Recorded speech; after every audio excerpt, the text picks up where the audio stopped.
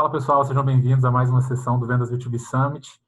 Hoje a gente tem um convidado super especial, acho que é uma das pessoas que representa um pouco desse movimento que a gente está tentando ajudar a disseminar no Brasil, que é enxergar vendas de uma forma mais científica, mais sistemática. E é um super prazer ter aqui Edson Rigonati, investidor, empreendedor, fundador da Stella Investimentos. Edson, muitíssimo obrigado por reservar um pouquinho do seu tempo para compartilhar um pouquinho com o nosso público do Vendas B2B Summit.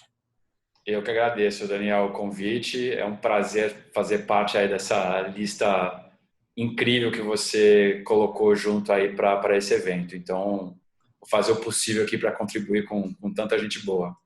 Maravilha. Rigonati, antes da gente começar, conta um pouquinho para o pessoal quem é você, como foi a sua trajetória, o que vocês fazem hoje na Stella? Claro, conto sim. Eu venho de uma família do varejo. Eu comecei com essa coisa de vendas muito cedo em casa, com a minha família.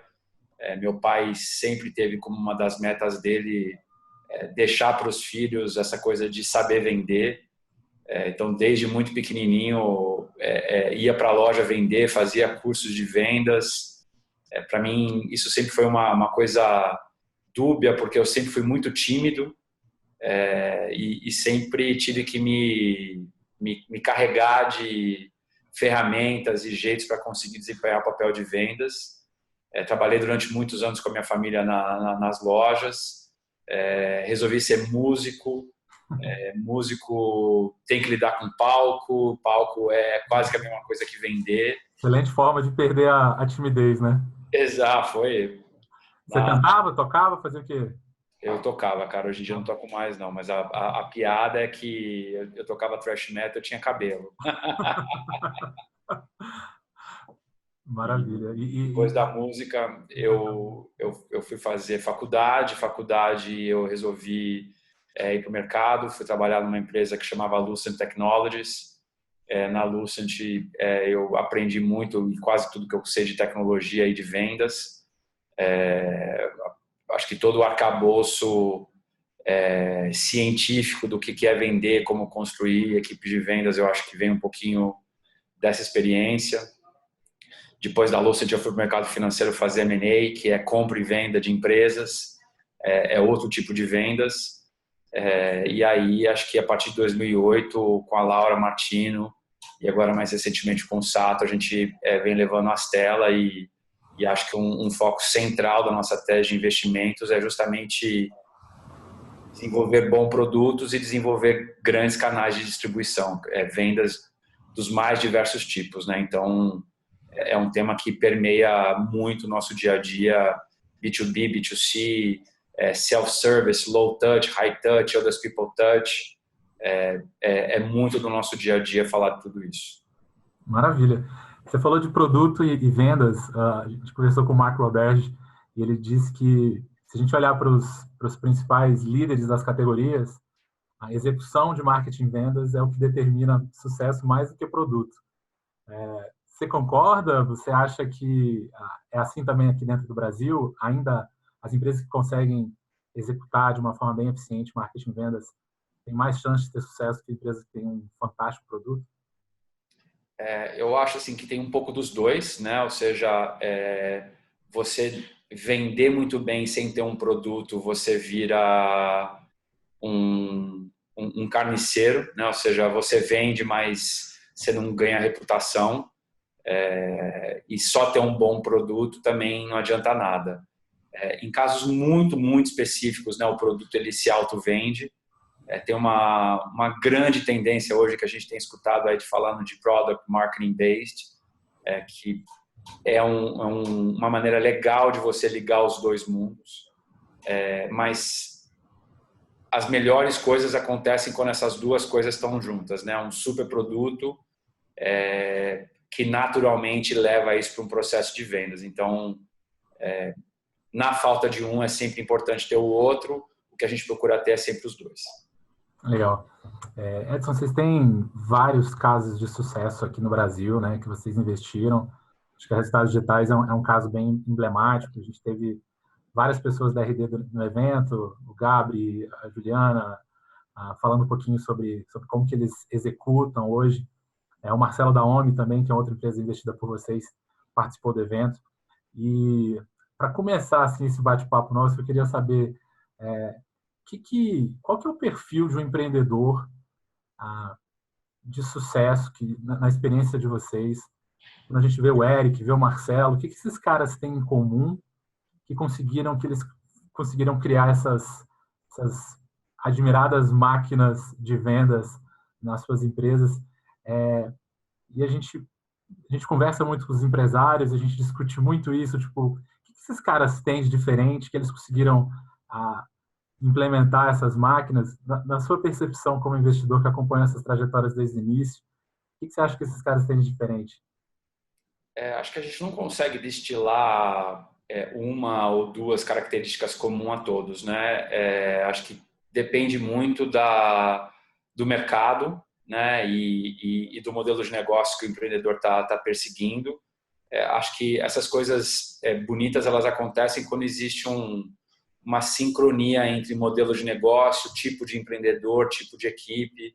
Essas coisas mágicas elas naturalmente acontecem, né? Então mas o que está por baixo, eu acho que disso tudo, é o que a gente chama de learning agility. Essa fome insaciável que aquela pessoa tem de aprender, de melhorar, sem medo de errar, de ser científico. Então, acho que assim, a grande característica que a gente vê, né, comum no Eric, comum no Marcelo, comum a todos os grandes empreendedores que montaram suas máquinas, isso, tratar tudo como um processo científico, uma busca contínua pela causa e efeito. E acho que essa coisa da máquina, né? Ou seja, de você tratar as coisas como algo que tem que ser processualizado, não é talento nato, né? É construção. E acho que esse é um tema bastante comum em todos eles. Maravilha. Fico muito feliz em ouvir isso de você, porque a gente, desde o ano passado, quando a gente começou esse projeto de educação do mercado na área de vendas, é exatamente esse tipo de mensagem que a gente está querendo disseminar, tentando trazer casos de fora e aqui do Brasil. E, assim, e no dia a dia, conversando com vários empresários, a gente fala isso, mas muitas vezes é difícil fazer essa transição, né? Dessas empresas mais tradicionais começarem a fazer um trabalho mais voltado, orientado a dados, a testes. Mas é uma jornada que eu acho que ainda tem um caminho a percorrer, mas já estou sentindo uma diferença grande de um ano para cá. Que legal. O mundo está mudando muito. Edson, eu já te vi falando bastante sobre Blitzscaling, que é um modelo criado pelo Reid Hoffman, que é o fundador do LinkedIn. E a gente tem uma audiência muito heterogênea. A gente tem empresas menores, empresas maiores que estão assistindo a gente. E eu tenho certeza que cada etapa das 5 fases que ele descreve no modelo tem desafios muito distintos, né? Você podia falar para a gente um pouquinho o que é esse modelo do Blitzscaling? Depois a gente falar de fase por fase, quais são os principais desafios na área de vendas que as empresas que você tem investido, mentorado, visto no mercado, têm enfrentado? Claro, falo sim. Acho que é legal você trazer essa referência do Reid Hoffman, né, do Blitzscaling, que eu acho que talvez o que é realmente mágico na terminologia que ele trouxe é que ele traz o desenvolvimento das empresas para aquilo que elas realmente são, né, que é um agrupamento de pessoas, é um processo sociológico, não tecnológico, e ele descreve o crescimento das empresas a partir de uma família, né? Então todo mundo começa como uma família, aí vira uma tribo, uma vila, uma cidade e uma nação. Então, no final das contas, uma empresa ela é feita da quantidade de gente que ela traz para dentro para fazer as coisas acontecerem e saber lidar com as mudanças naturais sociológicas, né, dos diferentes tamanhos de grupos. Eu acho que é um fator crítico de sucesso. Gerenciar 5 pessoas é diferente de gerenciar 50, que é diferente de gerenciar 150, 1.000, 5.000, né? Então, esse é o tipo de coisa que eu acho que é muito relevante. Trazendo vendas para esse modelo mental, eu acho que o que é crítico em cada uma dessas fases. Basicamente, na primeira fase, a gente tem que descobrir produto e canal, né? Tanto que a gente chama do Product Market Fit hoje uma combinação de duas coisas, o Product Fit e o Channel Fit. A gente tem falado pouco, né? Pelo menos eu tenho visto, se fala muito de Product Market Fit, pouco de Channel Market Fit, que é um aspecto tão importante na construção dessa jornada, né? Muito. Ele é determinante, né? Ou seja, o que o Channel Fit ele diz? Ele diz que cada tipo de produto e cada tipo de ticket médio tem um canal de distribuição ideal. E aqui o ticket médio tem uma relevância muito significativa. A gente gosta de separar 4 grandes tipos de canais de distribuição. A gente chama de no touch, quando não tem intervenção humana alguma. Low touch, quando tem uma pequena intervenção humana. High touch, quando tem muita intervenção humana. E others people touch, né? Quando a intervenção humana é feita através de terceiros. Como canais. A gente chama canais, né? Value added resellers, canais e assim por diante. O segredo é como é que o meu produto e o meu ticket médio se encaixam com tipos de cada um desses canais, e a partir daí como é que eu construo máquinas, né, para desenvolver cada uma delas. Acho que só voltando para a referência do Blitzscaling, né? Então a primeira etapa é desenvolver o produto e tentar descobrir qual que é o primeiro canal que pode ser viável de distribuir o meu produto.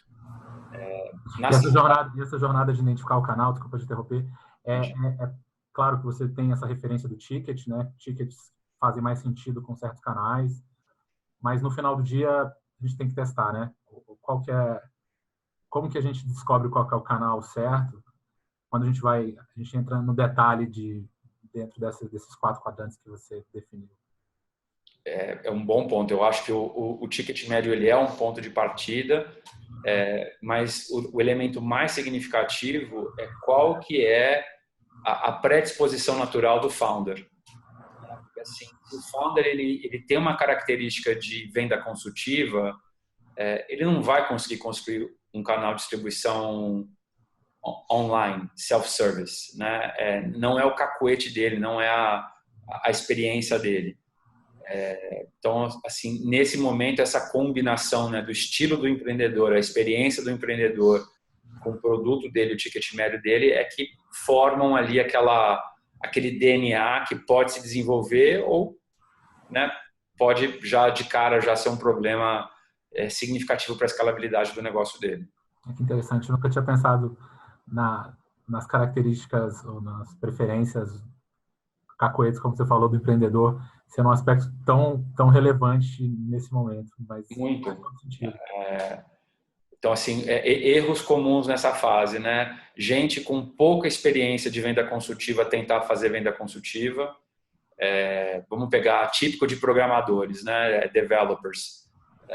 Mas eles esquecem do tamanho poder que eles têm de vender produtos para outros desenvolvedores.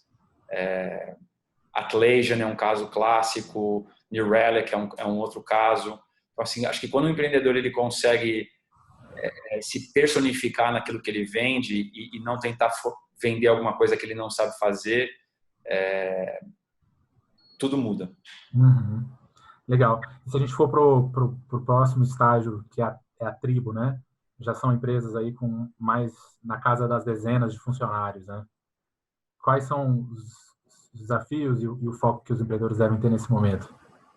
Eu acho que, assim, nesse segundo momento, se o empreendedor conseguiu encontrar na primeira fase um fit forte com um canal de distribuição, ele está construindo o primeiro pod, né? Que é o equivalente do squad de desenvolvimento. Uhum. O que é o pod? O pod é a linha produtiva de vendas, né? Então, quantas pessoas eu preciso para gerar lead, quantas pessoas eu preciso para esquentar lead e quantas pessoas eu preciso para fechar vendas. Cada produto... Uma primeira equipe funcionando bem, com resultados minimamente previsíveis. Exatamente. Legal. Então, esse é o segundo desafio. O primeiro é escolher o canal, e a maioria dos empreendedores tem dificuldade não só em escolher, mas em focar. É muito comum a gente ver empresas no começo, o empreendedor tentando vender para grandes contas, pequenas contas, fazer canal. A gente diz que o empreendedor tem que, o mais rápido possível, escolher a Normandia para invadir a Europa. Não dá para invadir a Europa em diversos lugares, né? Então, escolher e aí construir na segunda etapa o pod desse canal é muito crítico para a escalabilidade. Isso não quer dizer que o empreendedor vai ter que ficar preso o resto da vida para aquele canal, né? O americano chama esse processo de sequential growth. Faço uma coisa primeiro durante 1, 2, 3 anos, aí depois construo a próxima e assim sucessivamente, mas não nunca 2, 3 ao mesmo tempo. Legal. Essa questão de foco é tão relevante. E assim, quando a gente está falando de startups, eu acho que é mais fácil a gente falar, começa pequeno e depois vai expandindo em termos de atuação. Só abrir um parênteses. Empresas maiores, não maiores, empresas que já estão estruturadas, já têm muitos anos e têm uma atuação muito ampla. Eu me deparo muito com empresas assim e perguntas nesse sentido. É recomendável uma empresa que não tá bem estruturada, uma atuação muito ampla, reduzir a sua atuação para tentar criar essa atração mais eficiente? Como que você vê empresas que já têm mais tempo de mercado, uma atuação muito ampla, que estão querendo se modernizar? Você acha que estreitar o foco é um caminho? Acho que depende muito do estágio, né, que a gente está falando. Então, de novo, é muito comum as empresas irem evoluindo seus canais de distribuição ao longo do tempo. O difícil, de novo, é você virar ninja em mais de uma coisa ao mesmo tempo. A questão é quantos esforços eu preciso empenhar para ficar ninja numa coisa. Se para eu dedicar esforço eu preciso abrir mão de outras porque eu não tenho recurso suficiente, essa decisão de abandonar outras coisas ela é muito relevante. Se eu tenho budget, é uma outra questão, né? Eu não preciso tanto... Dá para comprar várias brigas ao mesmo tempo. A realidade é que, na maioria das vezes, a gente não tem recursos ilimitados, a gente precisa refocar, e aí eu parar de fazer alguma coisa para focar em virar ninja é a única solução. Legal. Então, na família, é hora de identificar product market fit, channel market fit. Na tribo, é hora de construir esse primeiro pod, essa primeira equipe. A gente teve uma conversa com o Diego Gomes, onde ele chamou esse primeiro MVP de vendas, ou seja, um primeiro formato aí de validação dessa primeira equipe. E aí, num terceiro estágio, já que a gente chama de a vila, tem alguns exemplos de empresas que já estão nesse estágio, investidas por vocês? Tem, vamos pegar o próprio caso da Resultados Digitais, o próprio caso da OMI, né? Ou seja, a dificuldade da vila é você replicar o pod. É você ter N pods funcionando ao mesmo tempo, às vezes pods com especializações distintas, e aí você coordenar 3 pods, 5 pods, 10 pods ao mesmo tempo, vira um desafio gerencial bastante significativo, né? É nessa fase que seus ops se desenvolve, é crítico, né? Eu preciso fazer onboarding de muito vendedor e muito SDR novo, preciso fazer treinamento, preciso fazer revisão semanal de meta. Então, assim, a operacionalização da máquina nessa fase é onde geralmente as coisas encrespam. Legal. Você comentou Sales Ops, a gente teve uma conversa sensacional com o Doug Landers sobre Sales Ops. É o cara, né? Muito legal e é algo que a gente também fala muito pouco no mercado brasileiro e aparentemente está todo mundo, a maioria, bem atrasado nesse sentido aqui. E nesse contexto de onde experimentação, de teste é tão importante, a gente tem tanta informação, não se preocupar com seus ops desde cedo, aparentemente é deixar muito dinheiro na mesa. E os 2 estágios finais, cidade e nação? A gente tem grandes exemplos no Brasil nesses estágios? Cara, eu acho que a gente já está vendo né, algumas coisas surgirem, né? Então, acho que RD já é um caso que já está saindo da vila para virar uma cidade, né? A gente já está vendo 99, acho que tem Enjoei, tem Trocafone, tem eBanks. A gente tem um grupo de elite aí de quase 30 startups aqui no Brasil, a Nubank, que já estão nesses estágios em diferentes segmentos. O desafio nesse estágio aqui passa a ser como é que eu crio o próximo canal de distribuição, né? Então, virei ninja em inside sales, como é que eu viro ninja de canal? Era ninja de canal, como é que eu viro ninja de inside sales? Então, essa segunda, terceira derivada, ela começa a ser a parte crítica do processo. Legal. E na ação a gente ainda não tem, né? Eu acho que na ação ainda não. Ainda não, né? Isso aí é mais... Daqui uns 2 anos, 3 anos. Da vida, LinkedIn da vida, né? É isso aí. E tomara que a gente seja uma das empresas aí investidas por vocês. Vocês têm algumas aí indo nesse caminho, internacionalizando, tendo outros desafios agora. Eu conversei com o David Scott durante o evento, e a gente falou muito sobre a busca por um modelo de vendas, ou um modelo de crescimento repetível, escalável e lucrativo, né? Acho que essa o sentimento é que está todo mundo atrás desse estágio, dessa fórmula, como chegar até aí. O que você acha, assim, como eu falei, a gente tem um público bem heterogêneo no evento, mas quais que você acha que são os elementos mais importantes para um empreendedor ou para um gestor de vendas se preocuparem nessa busca por esse modelo onde a gente tem essa previsibilidade, que se eu coloco R$1 aqui, eu tiro 3, 5 ali. O que você acha que é mais importante? Porque eu acho que está todo mundo atrás dessa fórmula, não é uma fórmula, né? Mas de encontrar esse estágio. O que você acha que é super relevante para as empresas nesse momento? Olha, eu acho assim, que de tudo aquilo que a gente aprendeu com o David Scott e mais recentemente com o Iaco, e acho que é uma metodologia assim já mega comprovada, né? Ou seja, desde Gold Threat com a coisa de a meta, todo o processo ele enfrenta um gargalo por vez, né? Então, assim, a única coisa que o empreendedor não deve fazer é tentar resolver todos os gargalos de uma vez só. Então, por que eu acho relevante você estar trazendo essa coisa do Blitzscaling? Porque ele traz a paz de espírito que eu preciso resolver um gargalo por vez.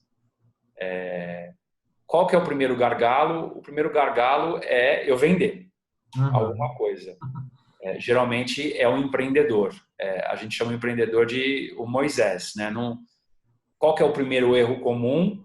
O empreendedor achar que ele vai terceirizar o trabalho do Moisés, subir o Monte Sinai e mapear os 10 mandamentos. Erro super comum, né? Super comum, né? O cara quer contratar alguém, acha que alguém vai fazer por ele, não vai, né? Então, primeiro passo é o empreendedor, ele tem que vender. O Dave Cummins, inclusive, ele dá uma regrinha básica ali para SaaS, B2B. Ele diz que enquanto o empreendedor não vende $2 milhões, ele não aprendeu a vender e ele não consegue montar um time. Você não sabe vender, né? Como é que você vai... É o momento de montar também o primeiro processo, né? Montar uma primeira... É isso aí.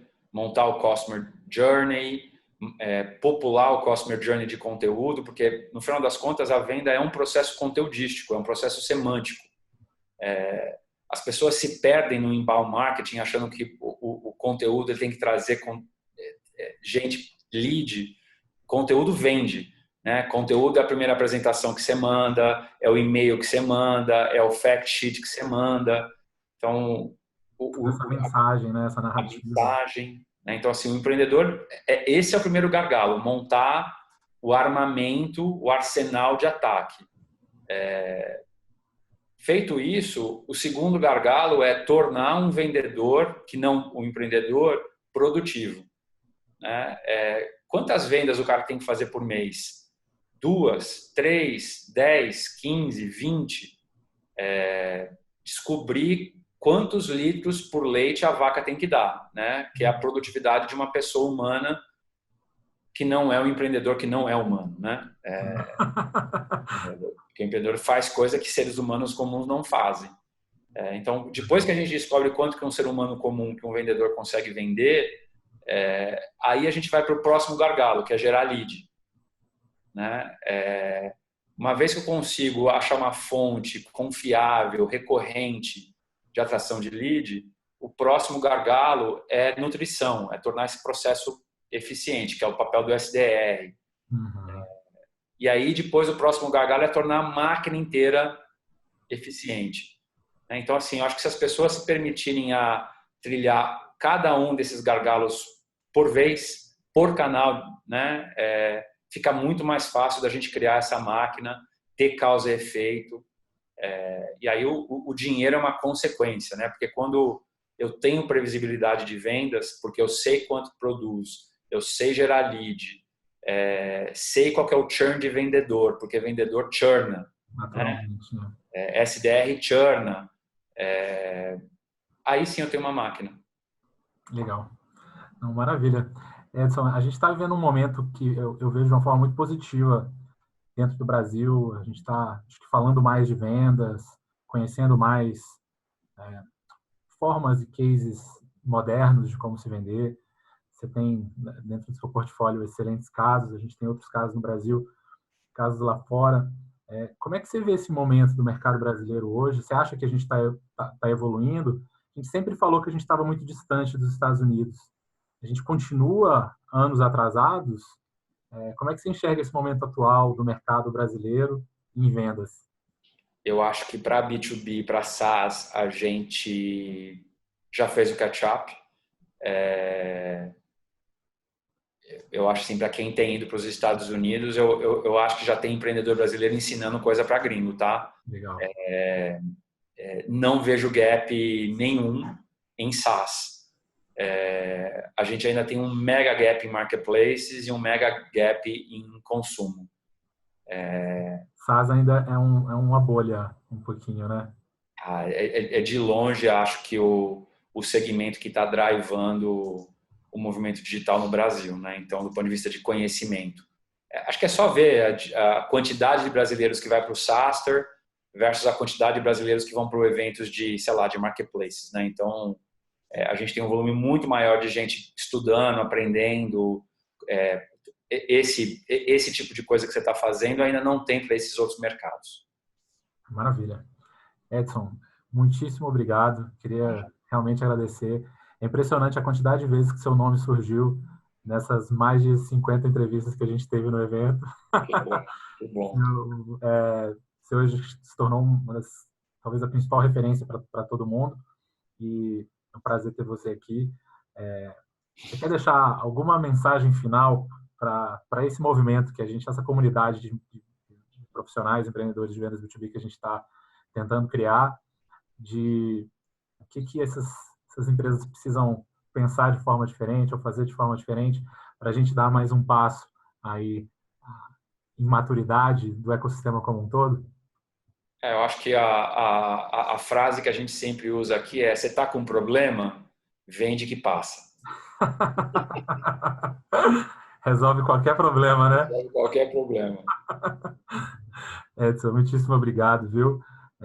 Se as pessoas quiserem saber mais sobre a Astela, qual que é o perfil de empresas que vocês investem atualmente? Como que as pessoas podem saber mais sobre vocês? Claro, a gente é super acessível em todos os nossos canais sociais, através do nosso site, as redes sociais da Astela ou dos sócios da Astela. Então, a gente adora receber todo mundo, seja pelo Facebook, pelo LinkedIn, Twitter ou e-mail direto através do site. A gente gosta de conversar com o maior número de gente possível, independente de estar no nosso estágio ou não. Acho que a coisa mais legal do mundo de Venture Capital é que uma oportunidade que não está pronta hoje pode estar pronta daqui a 1 ano, daqui a 2 anos. Então, assim, a gente tem um mega respeito, né, pela jornada que cada um dos empreendedores está trilhando. E o legal, acho que é poder trocar. Quando a gente consegue trocar e aprender junto com os empreendedores, é aí que a nossa relação se desenvolve, é aí que as oportunidades aparecem, né? Então, acho que a mensagem que a gente deixa aqui é: a gente quer escutar as histórias, a gente quer contribuir com as histórias, e quem tiver a fim de receber, é só procurar a gente. Maravilha. Edson, muitíssimo obrigado. É um prazer. Espero que você participe do Vendas B2B Summit do ano que vem. Eu agradeço enormemente, fiquei muito lisonjeado com o convite e estou louco para participar do próximo. Um grande abraço. Valeu, cara.